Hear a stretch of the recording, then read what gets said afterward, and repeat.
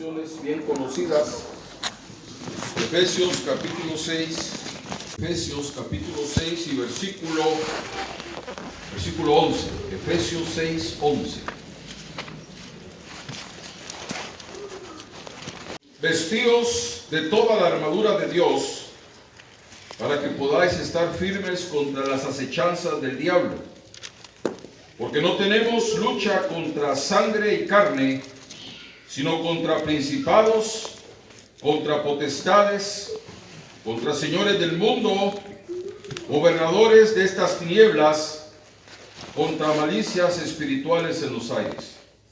Por tanto, tomad toda la armadura de Dios, para que podáis resistir en el día malo y estar firmes habiendo acabado todo. Estad pues firmes, ceñidos vuestros lomos de verdad y vestidos de la cota de justicia, calzados los pies con el apresto del evangelio de paz, sobre todo tomando el escudo de la fe, con que podáis apagar todos los dardos de fuego del maligno, y tomad el yelmo de salud y la espada del Espíritu, que es la palabra de Dios. Amén. Vamos a Hebreos, capítulo 4, versículo 12. Hebreos 4, 12. Porque la palabra de Dios es viva y eficaz, y más penetrante que toda espada de dos filos, y que alcanza hasta partir el alma y aún el espíritu, y las coyunturas y tuétanos, y discierne los pensamientos y las intenciones del corazón. Y no hay cosa creada que no sea manifiesta en su presencia.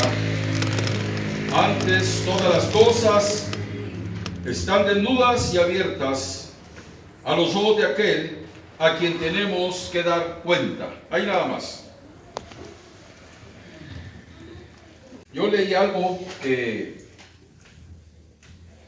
me sorprendió un poco, de una mujer que se hizo 49 cirugías estéticas. O sea, no se operó porque estaba enferma, estaba mal, tenía alguna enfermedad incurable, sino que simplemente se hizo 49 cirugías para verse bien. O sea, es una mujer que con 49 cirugías pienso que se operó todo, ¿verdad? Todo su cuerpo. Y digo esto porque en esta noche quiero que entremos al quirófano. Y quiero que entremos a la sala de operación de la palabra de Dios. Porque ninguna operación será más importante que esta para nuestra vida, la operación que hace la palabra de Dios. Cuando el soldado romano se ponía su armadura, y no porque lo haya visto, porque yo haya estado ahí, ya soy un poco grande, pero no tengo tanto tiempo. Pero he leído que cuando un soldado romano se ponía su armadura, en su mano izquierda tomaba el escudo para defenderse y en su mano derecha tomaba la espada. Y la espada era la única arma que el soldado tenía para poder atacar. La espada romana era una espada que tenía una característica, que era de dos filos. Lo leímos ahí, ¿verdad? Que la palabra de Dios es espada de dos filos. Pero la espada romana, esa era la característica que tenía filo en los dos lados. Y cuando habían esas guerras cuerpo a cuerpo y un soldado romano lograba penetrar la espada en su enemigo, pues esa espada entraba haciendo cortes como la de un carnicero, ¿verdad? Era un arma, pues, era un arma letal. El apóstol Pablo, que él estuvo preso en una cárcel en Roma, y que también dice el capítulo 22 de Hechos que tenía la ciudadanía romana, él conocía perfectamente esta espada y vio pues cómo la espada de los romanos era de 2 filos y vio que era una arma letal hasta tal punto que la comparó con la palabra de Dios, como la palabra o como la espada del Espíritu. Allá Efesios capítulo 6 dice espada, la espada del Espíritu, que tomemos la palabra que es la espada del Espíritu. Ahora, ¿qué quiere decir esto, la espada del Espíritu? Fíjense que la Biblia no dice que la espada o la palabra es nuestra espada, sino que dice que es la palabra del Espíritu. Esto significa que el mango de la espada está tomada o la tiene agarrada pues el Espíritu Santo.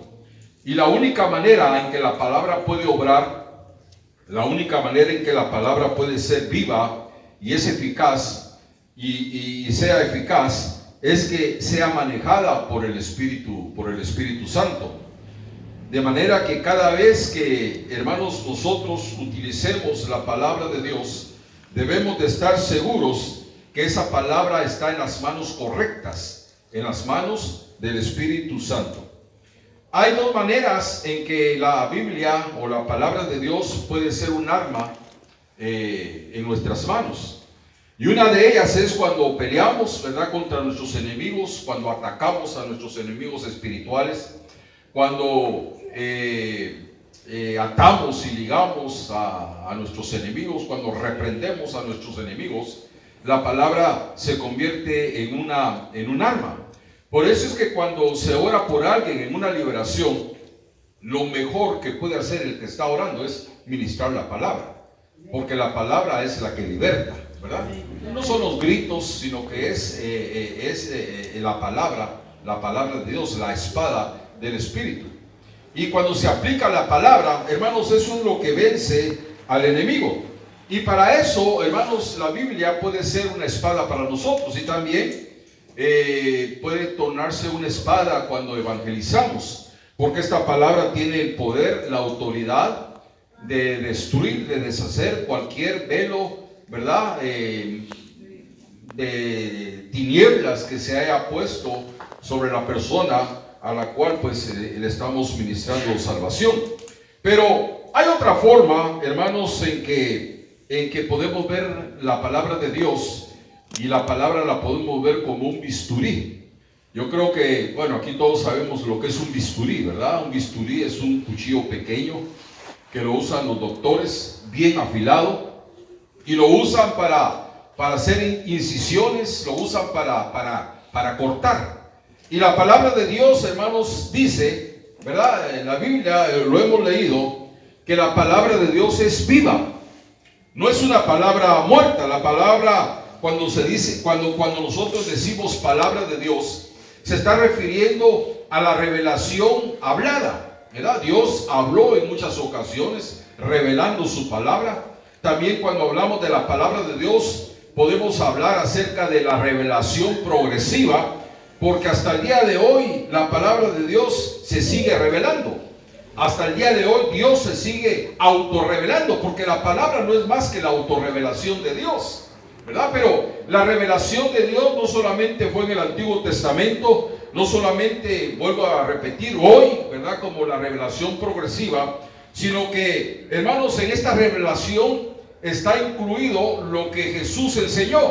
En el capítulo 1 y versículo 1 de Hechos, habla de las cosas que Jesús empezó a hacer y a enseñar. Eso quiere decir que a través de Jesús vino una revelación de la palabra que no fue, hermanos, dicha en el Antiguo Testamento. Jesús enseñó cosas que nunca se habían oído en el Antiguo Testamento. Por ejemplo, lo que él habló, ¿verdad?, en el Sermón de la Montaña, que para mí esa es la doctrina más alta que existe en la Biblia. Esa es la enseñanza más preciosa que nosotros podemos encontrar. Dice lo que Jesús empezó a hacer y a enseñar. Entonces nosotros podemos entender el día de hoy que la palabra de Dios no es una palabra muerta, ni tampoco es una palabra que ya pasó, hermanos, de moda. Como palabra viva, siempre está vigente. Esta palabra, hermanos, tiene validez el día de hoy. Esta palabra no tiene, hermanos, una fecha de caducidad.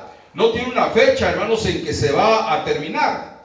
Hay libros, se han escrito libros, ¿verdad?, que han sido bestseller, ¿verdad? Se han vendido por miles, ¿verdad? Libros que a la gente le ha gustado. Pero al poco de tiempo, ¿qué pasa? Aparece otro autor, ¿verdad?, con un tema diferente, con gustos diferentes, y sustituye aquel libro que había sido un bestseller. Pero la palabra de Dios no es así. Usted sabe que la Biblia es el libro más vendido en el mundo. No hay otro libro que se venda como la Biblia. Pero lamentablemente es el libro que menos se lee. La Biblia es el libro que menos se lee. Pero esta palabra dice que es viva. Es una palabra que tiene vida, que produce vida, que da vida. Pero también dice que es eficaz. Cuando dice que es eficaz, eso quiere decir que es una palabra que produce resultados. ¿Por qué? Por la misma razón que es una palabra viva. Por eso, hermano querido, hermana querida, ¿será que a ustedes les parece aburrida la palabra de Dios? Honestamente, ¿cuánta importancia tiene la palabra de Dios en su vida para que dirija su caminar diario? ¿Cuánta importancia tiene la palabra de Dios en su vida? ¿Será que en realidad le estamos dando a la Biblia la importancia que se merece? Muchos años atrás, fíjense que aún antes de Jesucristo, en el Antiguo Testamento, el salmista escribió unas palabras dando a entender que la palabra de Dios es eficaz, que la palabra de Dios es viva. No solamente después de Jesucristo para acá, sino que aún en el Nuevo Testamento la palabra que había sido revelada era una palabra que tenía vida. Miren, los invito a que abramos nuestras Biblias en el capítulo 19 del libro de los Salmos y que miremos ahí lo que se escribió acerca de la palabra de Dios. Capítulo 19 del libro de los Salmos. Y vamos a leer el versículo 7. Salmos 19:7 dice: la ley de Jehová es perfecta. ¿Cuál es la ley de Jehová? Es la palabra. La ley de Jehová es perfecta, que vuelve el alma. El testimonio de Jehová. ¿Cuál es el testimonio de Jehová? Es su palabra. Fiel, que hace sabio al pequeño. Los mandamientos de Jehová. ¿Cuáles son los mandamientos de Jehová? Es su palabra. Son rectos, que alegran el corazón. El precepto de Jehová. ¿Cuál es el precepto de Jehová? Es su palabra. Es puro, que alumbra los ojos. El temor de Jehová, limpio, que permanece para siempre. Los juicios de Jehová son verdad, todos justos. O sea que la palabra siempre ha tenido vida. La palabra siempre ha sido eficaz. Y si algo sabe el diablo, hermanos, es que la palabra de Dios es eficaz. Eso lo sabe el diablo. El diablo sabe que esta palabra produce resultados. Satanás no pudo vencer a Jesús porque durante todo su ministerio Jesús siempre se defendió con la palabra. En el capítulo 13 del Evangelio de Mateo, en ese capítulo 13 hay 8 parábolas, pero hay una parábola que puedo citar en esta tarde o en esta noche con respecto a lo que estoy hablando. La parábola del sembrador. Parábola del sembrador nos ilustra la manera como Satanás trabaja cuando las personas están recibiendo esta semilla, esta palabra. El diablo trabaja para que las personas que escuchan o las personas que leen la Biblia, esa palabra no caiga en sus corazones. ¿Por qué? Porque el diablo quiere, hermanos, que no prosperen. Porque el diablo quiere que no sigan adelante. Él siempre va a atacar el lugar donde la palabra, donde esta semilla caiga. Él siempre va a atacar, y eso lo vemos ahí en el capítulo 13 del Evangelio de Mateo. Pero cuando esa palabra, cuando esta semilla encuentra un corazón bien abonado, esta palabra va a ser eficaz porque va a producir mucho fruto. O sea que hay corazones, hay vidas donde esta palabra cae en buena tierra. Pero lamentablemente son más los corazones, hermanos, donde esta palabra se pierde, donde esta semilla no fructifica. Yo les voy a decir algo en esta noche. Si, hermanos, si la vida de alguien no cambia y pasan los años, pasa el tiempo y sigue siendo el mismo, la misma situación, la misma rutina espiritual y no cambia, es porque sencillamente esta palabra no ha llegado a su corazón. Porque cuando esta palabra cae en el corazón, se producen cambios. Se producen cambios. ¿Por qué? Porque es una palabra viva y es una palabra que es eficaz. Pero miremos cómo nadie, absolutamente nadie ni nada, supera a la palabra en cuanto a cortar. La palabra corta. En este tiempo ya no se usan espadas, ¿verdad? Como en la antigüedad, espada de dos filos. Eso ya quedó muy atrás. Pero hay armas que, hermanos, armas que hace 10 años salieron y hoy ya son obsoletas, ya pasaron de moda, porque conforme va pasando el tiempo, están saliendo armas más sofisticadas, armas más modernas. Hay países que se jactan, hermanos, de tener armas que son letales, ¿verdad? Armas que son, hermanos, la llaman de destrucción masiva, ¿verdad? Que una sola bomba puede matar miles de personas. Pero son armas visibles, son armas físicas, ¿verdad? Armas que se pueden ver. Pero de repente aparece otra arma mucho más avanzada y las puede destruir, ¿verdad? O sea que es una competencia, hermanos, que hay entre las potencias para superarse en cuanto al armamento. Pero cuando hablamos de la palabra de Dios, no solamente vemos la superioridad que la palabra tiene, sino el lugar en que actúa. Porque la palabra actúa donde las armas, hermanos, convencionales, las armas de los gobiernos no pueden entrar, no pueden llegar. Es una palabra que corta, que entra. Es una palabra que opera. Hay poderes en la tierra.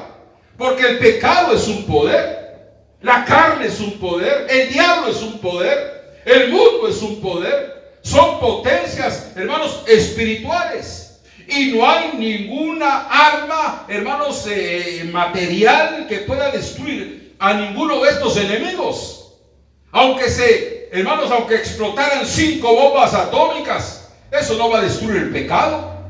Aunque, hermanos, explotaran misiles, eso no va, hermanos, a quitar el poder satánico. El diablo no va a ser vencido a través, hermanos, de una arma de estas. Solamente la palabra de Dios puede cortar lo invisible, lo que está oculto. La obra del pecado, la obra de la carne, la obra del diablo, la obra del mundo, solamente la palabra de Dios lo puede cortar. ¿Será que si una persona, hermanos, que vive en pecado, será que si se le ponen unas cuantas inyecciones de penicilina, el pecado va a desaparecer? ¿Será que si una persona tiene pecado, está en pecado y se le meten unas inyecciones de antibióticos, será que el pecado va a desaparecer? No hay absolutamente nada que pueda doblegar estas potencias espirituales que hay. No hay nada que pueda doblegar al pecado, hermanos, a la carne, al mundo y a Satanás. No hay. Pero miremos el poder de la palabra. La palabra corta para sanar. Ahí donde no puede entrar absolutamente nada ni nadie, ahí entra la palabra. Pero cuando la palabra entra para cortar, no es para herir y dejar a la persona herida. Cuando la palabra entra es, hermanos, para cortar y para sanar. Porque la palabra hiere y la palabra cura. ¿Cuántos alaban el nombre del Señor? Porque a veces, no es cierto que a veces usted, tal vez leyendo la Biblia o tal vez escuchando un mensaje, le llega a sus oídos, ¿verdad? De que a través de la palabra que lo que está haciendo no es correcto, que lo que hizo no es correcto. La palabra tal vez se escucha en un mensaje y esa palabra lo redarguye y le enseña, le da la luz que tal vez lo que hizo no fue de Dios, que ofendió a Dios, que pecó, que hizo aquello, que hizo esto.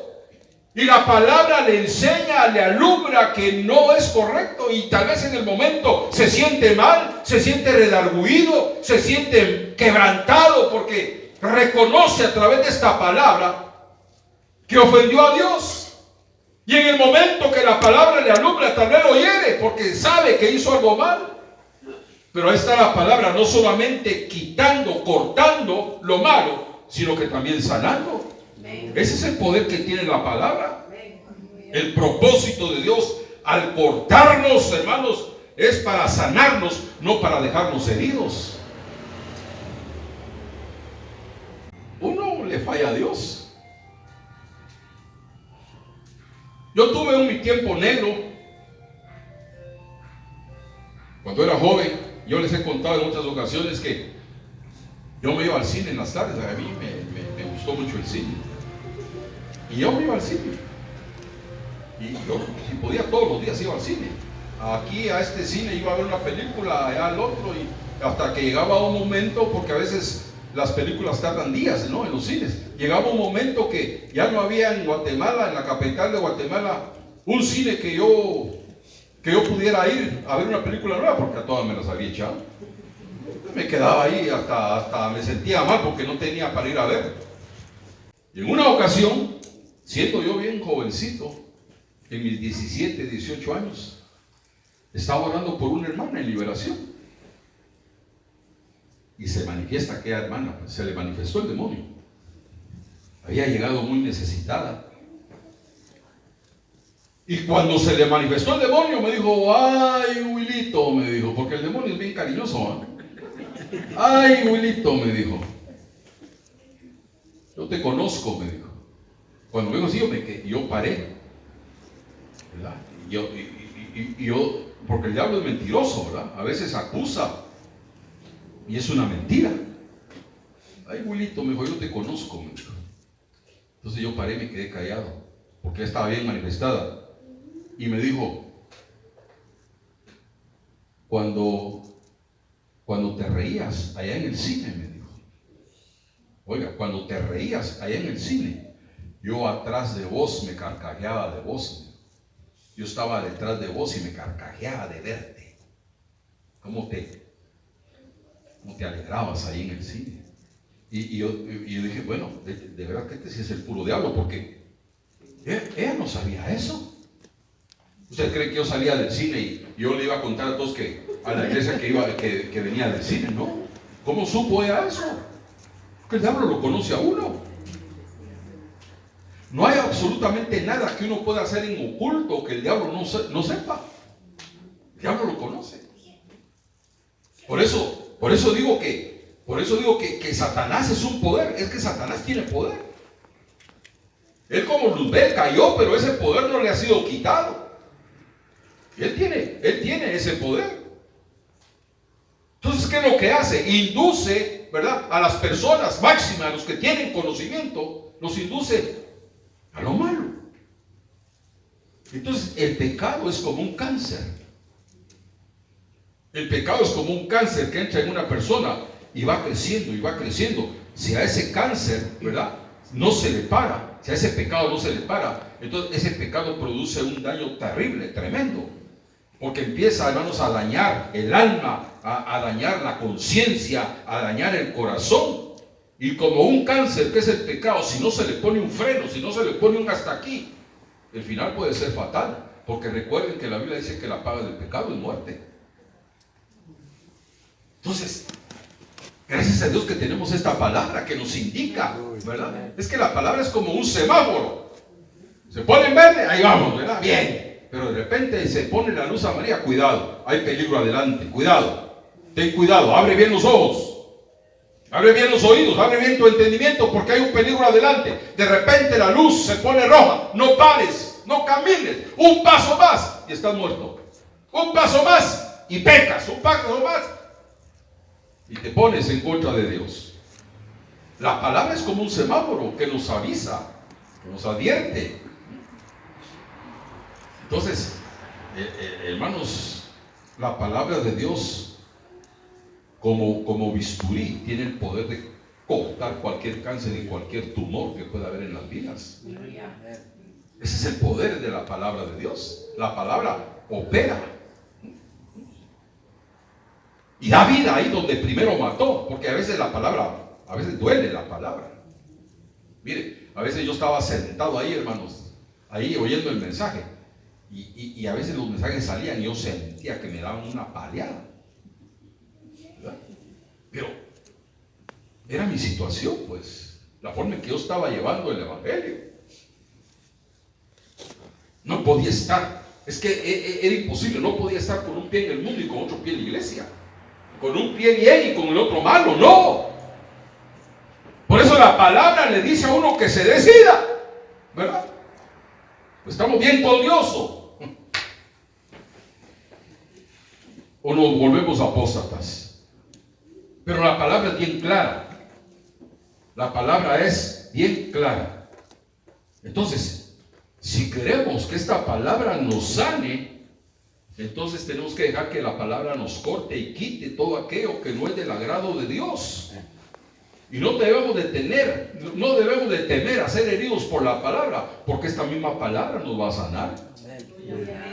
Esta es la palabra de Dios. Pero mire usted la profundidad a donde puede llegar la palabra. Mire, estamos en Hebreos. Mire el versículo 12. Versículo 12. Alcanza hasta partir el alma y aún el espíritu. Dígame, ¿quién puede llegar ahí? ¿Quién puede llegar ahí? Alcanza hasta partir el alma y aún el espíritu. Fíjense que yo no entiendo cómo algo que es espiritual se puede partir. Ahí dice que parte el espíritu, que parte el alma. Esas son las partes espirituales del hombre. Que dijera parte del cuerpo, pues ahí lo entendería más, porque el cuerpo es materia. Pero si usted agarra un cuchillo y empieza a tirar al aire así, usted, ay, estoy hiriendo, estoy cortando al aire, ¿verdad que no? Yo desconozco cómo es que esta palabra puede partir el espíritu, cómo puede partir el alma. Lo desconozco. Pero lo que sí reconozco es quién puede partir el espíritu y el alma, y es la palabra de Dios. Y eso no porque yo lo he visto con mis ojos. No he visto cómo se opera eso. No he visto cómo la palabra corta el espíritu y el alma. Lo que he visto son los cambios que produce esa operación. Uno no entiende. Por eso Isaías capítulo 28 dice, ¿verdad?, que el Señor hace su extraña obra y su extraña operación. Uno no lo entiende cómo se producen esos cambios, ¿verdad?, dentro de uno. Entonces, solo la palabra de Dios tiene el poder de llegar al espíritu y al alma. Es que uno lee la Biblia y a veces uno la agarra como que si fuera historia, ¿verdad? Es que mire, yo he pasado por tanto. Mire, yo cuando era joven, a mí me gustaba leer la Biblia. Pero ¿sabe qué me gustaba leer? Me gustaba leer Samuel, me gustaba leer Reyes, Crónicas, solo guerritas, ¿verdad? ¿Y sabe cómo me gustaba? Me gustaba leerlo como historia, y me ponía a leer ahí con unas mis papitas ahí, ¿verdad? No nada de aprender, nada de estudiar, sino que solo por leer, ¿verdad?, por la pura historia. Eso pues no trae ningún beneficio. El asunto es que la Biblia, la palabra, toca todas las áreas de nuestra vida. Y cuando toca las vidas, esta palabra trae una bendición tremenda si se obedece, pero trae un juicio si se desobedece. El que obedece la palabra de Dios es una persona bendecida. Muy contrario al que desobedece. Entonces, esta palabra preciosa, no hace cirugías estéticas. La palabra, hermano, no hace operación de belleza en el cuerpo. Si usted quiere labios más hinchados, que el Señor se los va a hacer. Que si quiere bajar estómago, ahí va una operación no, la Biblia no hace eso. La palabra no hace eso. Lo que la Biblia hace, lo que la palabra hace, son cirugías internas. Eso es lo que hace la palabra de Dios, cirugías internas. Y mire lo que dice el versículo 12, lo que sigue diciendo. Cómo la palabra discierne lo que hay en el corazón. Discierne los pensamientos y las intenciones del corazón. Mire, el poder de esta palabra primero pasa por todas las profundidades del ser humano, por todas las partes tan profundas de la vida, hasta llegar al corazón. Al corazón, ahí es donde tiene que llegar la palabra. ¿Por qué al corazón? Porque dice la Biblia que el corazón es engañoso más que todas las cosas. Pero cuando esta palabra llega al corazón, es ahí donde el cirujano eterno, el autor de esta palabra, hermanos, hace su más completo trabajo. Y cuando la palabra entra y cambia el corazón, entonces se producen cambios, hermanos, profundos en la misma naturaleza de la persona. La persona ya no sigue siendo la misma. Es una persona que ha tenido un encuentro con Dios. Es una persona que ha nacido de nuevo. Porque una cosa es aceptar a Jesucristo y otra cosa es nacer de nuevo. Hay gente que acepta pero no nace de nuevo. ¿Por qué? Porque tiene que dejar que la palabra entre, hermanos, a su corazón. Entonces el trabajo de esta palabra es discernir los pensamientos y las intenciones del corazón. Nadie puede hacer esto más que la palabra de Dios. ¿Verdad? El Señor sabe cuáles son sus pensamientos en esta noche. El Señor sabe cuál es el intento de su corazón. Dice que ya en este mundo hay casi cerca de 5.000 millones de personas. Se puede imaginar la cantidad de gente.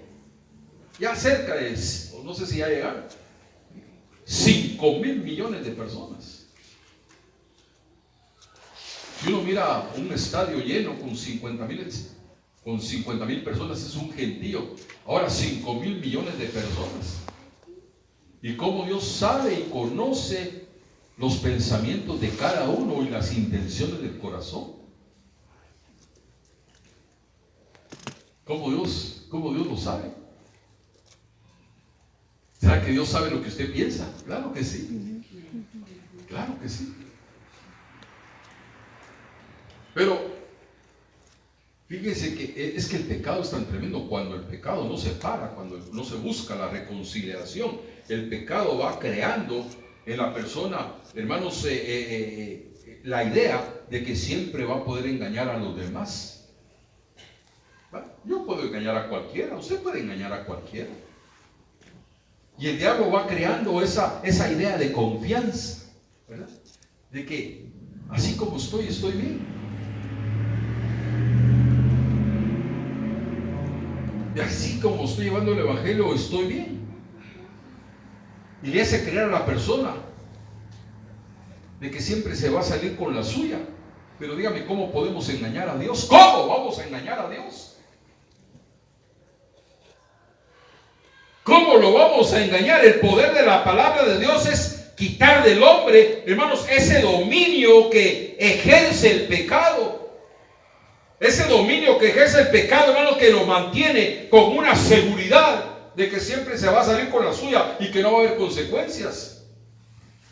Pero el poder de la palabra, el propósito de la palabra es quitar esa idea de las personas. Porque un cristiano no puede vivir en pecado. El verdadero cristiano no puede vivir en pecado. Porque, hermanos, la Biblia dice que todo pecado oculto tarde o temprano va a salir a luz. Y si leímos el versículo 13, ya termino, ahorita termino, capítulo 4 de Hebreos y versículo 13, no hay cosa creada que no sea manifiesta en su presencia. Oiga, antes bien, todas las cosas están desnudas y abiertas a los ojos de aquel a quien tenemos que dar cuenta. No hay nada que se pueda ocultar. ¿Usted sabía que en esta noche la palabra le tomó radiografías? Porque la palabra, la palabra toma radiografías. Radiografías de la mente, radiografías del alma, radiografías del corazón. Ustedes me miran aquí, yo los miro a ustedes, pero la palabra mira adentro. ¿Usted alguna vez le ha tomado radiografías? ¿No le han tomado radiografías de los dientes? ¿Verdad? Los dientones, ¿cómo salen ahí? ¿No? El espejo se mira ahí. Eso no lo miran los ojos. Así es la palabra. La palabra escudriña completamente todo. Hoy tomó radiografías la palabra de Dios. Sí, todas las noches toma radiografías. A cada uno. Tal vez al Espíritu Santo no le dio tiempo de llegar conmigo. Bien llegó. Bien llegó. Capítulo 12, termino con ese versículo 48. del Evangelio de Juan, Jesús dijo unas palabras: el que me rechaza y no recibe mis palabras, tiene quien lo juzgue. La palabra que yo he hablado, ella le juzgará en el día postrero. Una cosa es ver a Jesús, o una cosa es ver a Dios como un Dios de amor. Otra cosa es ver a Dios como un juez. Eso está serio. Ver a Dios como un juez. Por eso fíjense que ya terminé. Ya se pasó el tiempo. Fíjense que yo me pongo a pensar que una persona que se va a ir al lago de fuego, lo más terrible para ella no es lanzarse o que la lancen al lago de fuego. Eso tal vez va a ser como un alivio. ¿Saben qué va a ser lo terrible? Estar delante de Dios, estar enfrente de Dios y responder por todas las cosas que uno creyó que estaban ocultas y que nadie se dio cuenta. Eso va a ser lo terrible. Por eso yo pienso que cuando la persona esté delante de Dios y sabe que está perdida, no va a aguantar tanto la santidad, la justicia de Dios, que va a preferir que la tiren al lago de fuego. Por eso digo que va a ser tal vez hasta un consuelo que lo tiren al lago de fuego. Lo terrible va a ser enfrentar a Dios como un juez.